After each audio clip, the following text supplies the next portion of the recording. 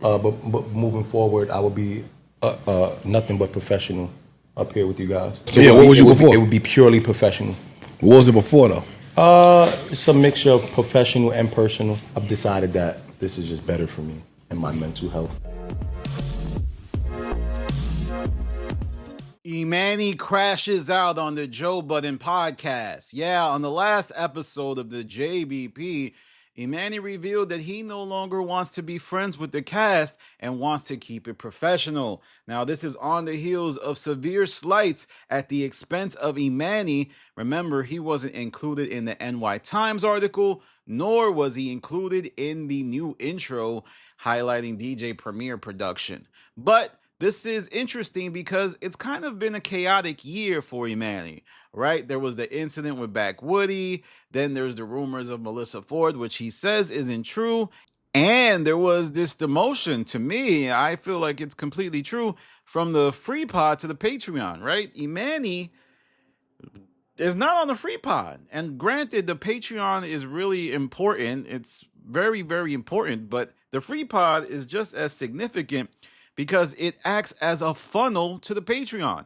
So for the members of the show, the bigwigs specifically, Joe and Ian, to say, hey, Emani, I just think you'd be more suited for the Patreon, that's a bad reflection on Emani in terms of his performance. Now, when Emani first got there, he got there with great ambitions. He was telling the cast, yo, I think you should do this. I think this will take it to the next level. He was even saying things like, yo, yeah, I should try to build the network out, only for him to end up in this scenario where he seems to be slighted all the time. Now, the reality of the situation is that Emani can try to change things if he just becomes a grown-up. And by grown-up, I mean, don't go to anything Flip related. Don't even tell Flip any type of secrets. Hell, I'm not just saying Flip is an issue. Even Mark is an issue. You got Mark making you look crazy.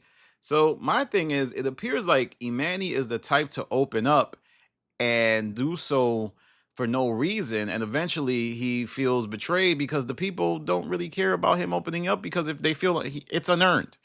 But this episode was also insightful because it revealed what the cast think of each other.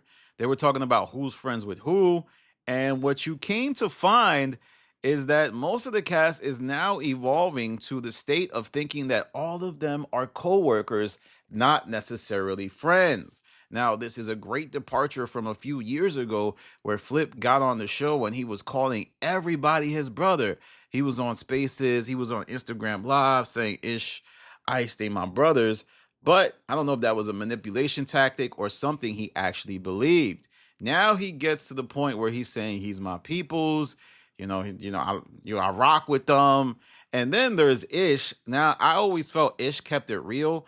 Like, Ish has a family, so to me, I don't think he sees any of these folks as real friends, with the exception of Ice, largely because that's someone who joined the show when he did. Mark Lamont kept it all the way real and said that, Emanny's not really like his friend like that, but he did say that he speaks to Ish a lot, he speaks to Flip a lot.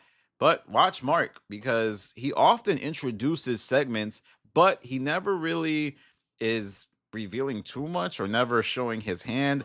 I think that comes from about 20 years of broadcast experience.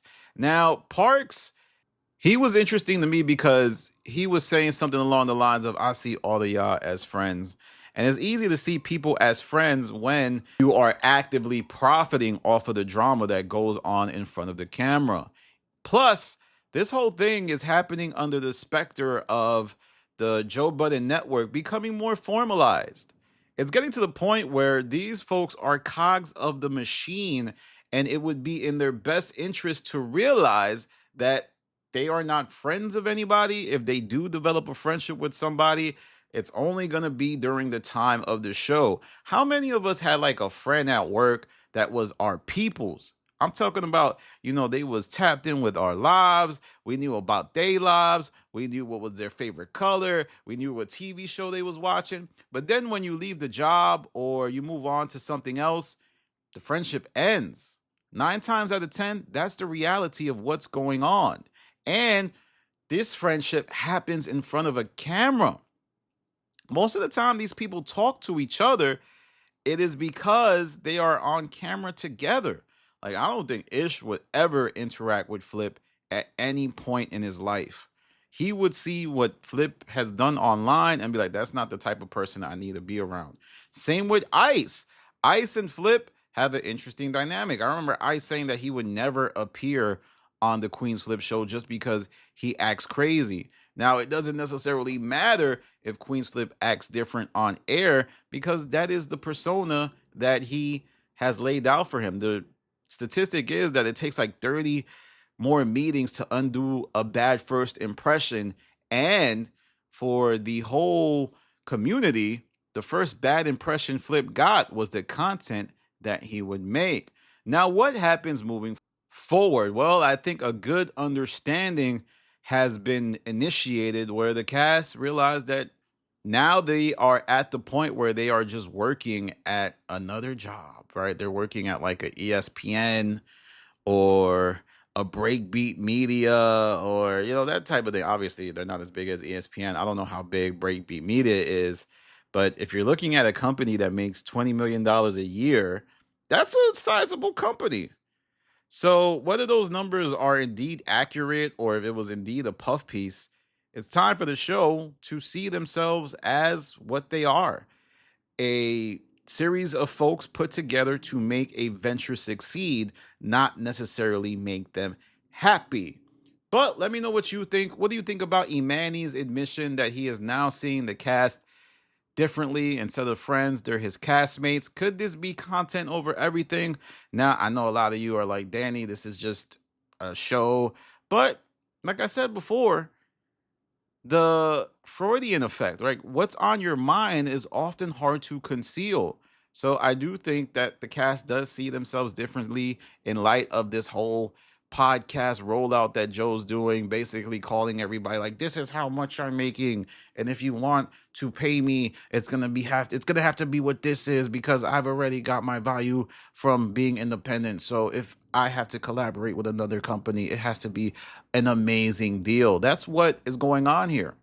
And I think the only people who are realizing that is Mark. I think Flip has been shocked by how this isn't really friendship anymore. That's why I believe he's doing more content on his channel. He's prioritizing Flip the Network. Because if things were the way he envisioned, I don't think he would be doing as much content for Flip the Network as he has been. Sure, he's trying to fill out his content strategy, but I just think the timing of it coincides with Joe Budden adding more co-hosts, with Joe revealing how much he's making, how much he's paying the cast. So it's all odd. All right, y'all, tap in with me in the comment section. Also, listen to my Patreon. A lot of content is there. I have an interview with Flacco, an interview with Heineken. I also did a space last night with Emanny and Mark Lamont Hill where we broke down the tension going on behind the scenes at the Joe Budden podcast. Also, we discussed why Dr. Umar might not be on the Joe Budden podcast for a long, long time. Dr. Umar is embroiled in some crazy controversy, and we will have to see how that plays out. This is Danny from The Stop. Peace.